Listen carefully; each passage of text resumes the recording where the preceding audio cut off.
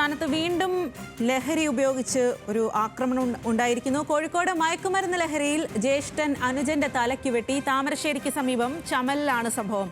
ചമൽ അംബേദ്കർ കോളനിയിൽ താമസിക്കുന്ന അഭിനന്ദിനെ സഹോദരൻ അർജുനാണ് വെട്ടിയത്.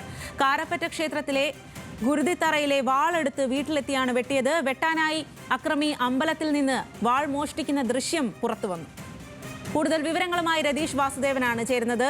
രതീഷ്, നമ്മൾ ഈ ഒരു ലഹരിക്കെതിരായ പോരാട്ടം എന്നുള്ള തരത്തിൽ കഴിഞ്ഞ കുറച്ച് ദിവസങ്ങളായി ഒരുപാട് വാർത്തകൾ വന്നിരുന്നു. ഇന്ന് നിയമസഭയിൽ പോലും അത് വലിയ തരത്തിൽ ചർച്ചയായി. ഇന്നിപ്പോൾ വീണ്ടും ലഹരി ഉപയോഗിച്ചതിന് ശേഷം ഒരു അക്രമം ഉണ്ടായിരിക്കുന്നു. എന്താണ് അവിടെ സംഭവിച്ചത്?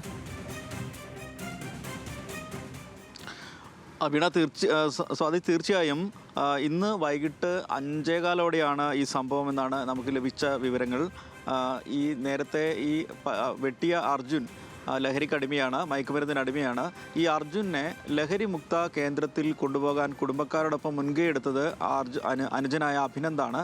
അതിലുള്ള വൈരാഗ്യം ആണ് ഇതിന് പിന്നിൽ നിന്നാണ് ഇപ്പോൾ നമുക്ക് മനസ്സിലാവുന്നത്.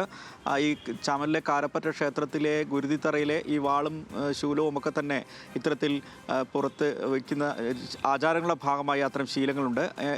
ഈ ക്ഷേത്ര കോമ്പൗണ്ടിലെത്തി വാളെടുത്ത് ആണ് ഈ അഭിനന്ദിനെ വെട്ടിയതെന്നാണ് മനസ്സിലാക്കിയിട്ടുള്ളത്.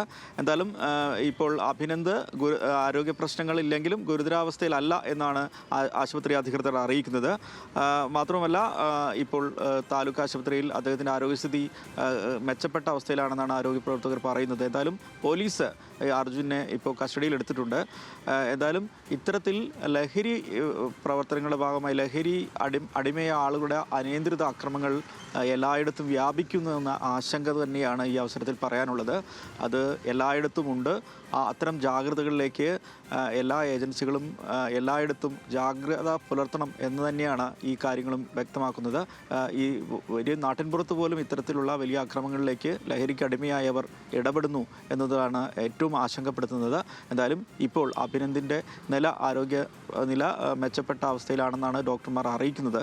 എന്തായാലും പ്രതി അർജുൻ ഇപ്പോൾ താമരശ്ശേരി പോലീസിൻ്റെ കസ്റ്റഡിയിലാണ്. സ്വാതി.